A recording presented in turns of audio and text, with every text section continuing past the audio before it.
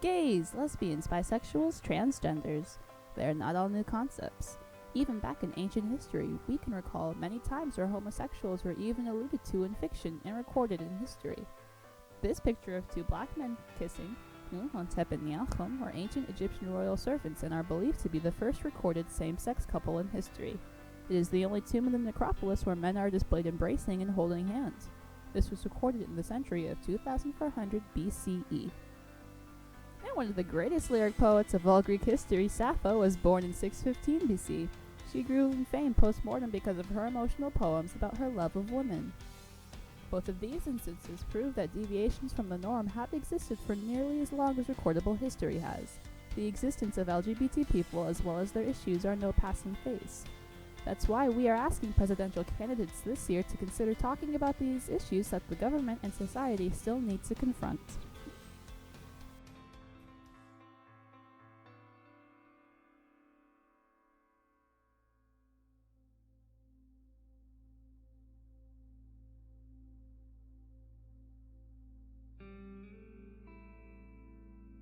About 3.5% of U.S. citizens are identified as gay, lesbian, or bisexual.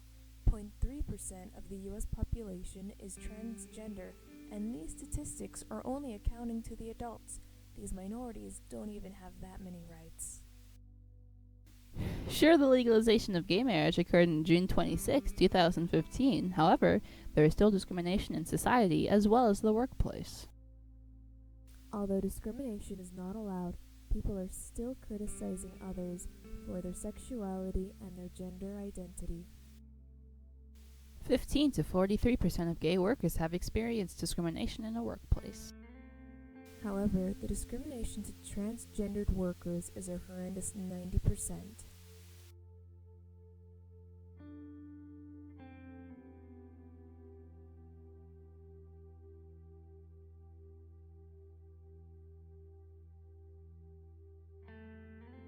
But what about expelling waste?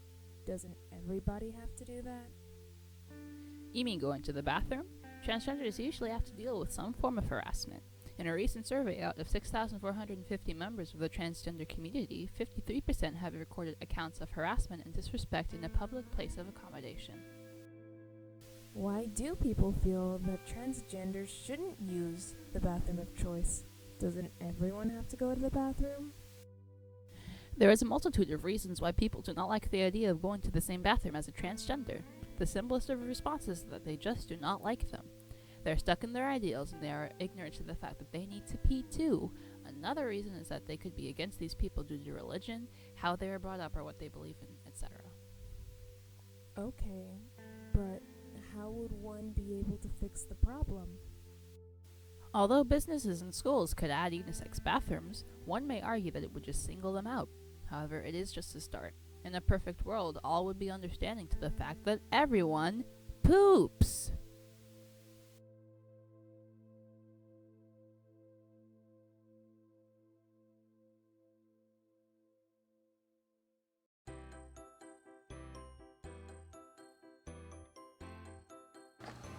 You can just ask which pronouns to use. It doesn't have to be an awkward conversation.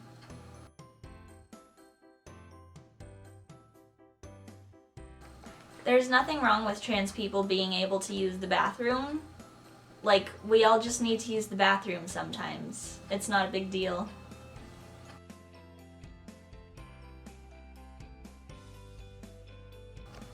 It really depends from person to person. Some people might not want to come out because of perceptions about how dangerous it is to live out, but also some people think it's a very good rite of passage to come out and reveal to their loved ones their status.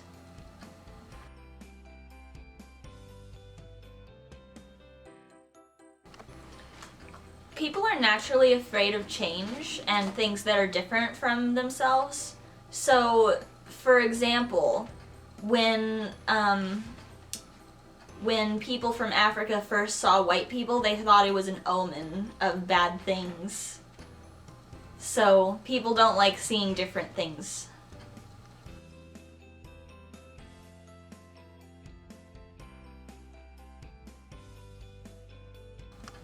So LGBT celebrities are really important because, first of all, they provide good role models for LGBT kids, and there's not a lot of good role models for LGBT kids because, of course, there's not that many LGBT people, but when there's more LGBT celebrities, it provides a role model to LGBT kids, and also it helps non-LGBT people understand what it's like.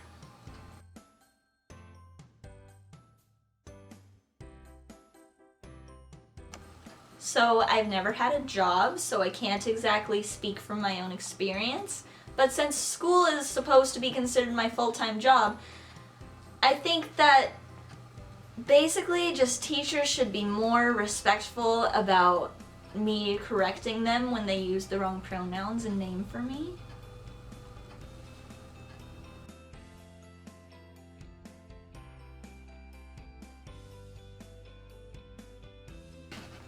So a lot of trans surgeries and hormones are not yet covered under most insurances.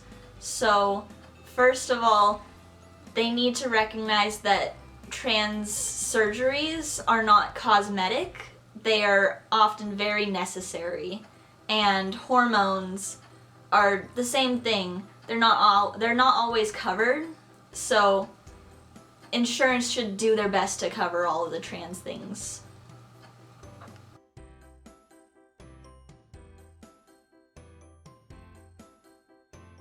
So, for example, when LGBT people come out and the person they're coming out to already has their own thoughts about what that means to be LGBT, and so they're like, oh, so you're this and this. So, for example, if somebody's like, hey, I'm gay, and it's like, oh, so that means you like shopping? Let's go shopping. And it's like, no, not all gay people are like that. Everyone's different.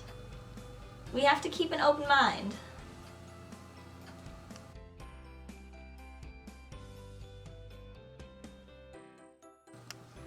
So I think the toughest part about being trans is when somebody misgenders me, that is, they call me by the wrong pronouns, they call me she instead of he, and I try to correct them. And they say sorry about 50 times, and I'm like, please, move on. It's not that big of a deal. Just say sorry once and move on. It's not a big deal. Or when somebody misgenders me, and they continue talking, and I try to correct them, but by that point the conversation has already moved on, and I don't get to correct them.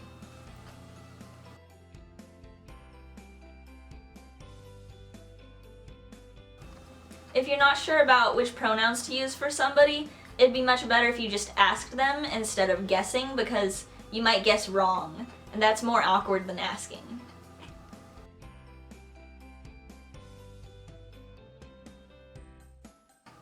Some people think that coming out is more significant than other people think it is. Like, some people would like to live less openly because of the perceptions of how it's dangerous to live out, but some other people view it as a rite of passage or being honest and open with their loved ones, so it's more important to some people.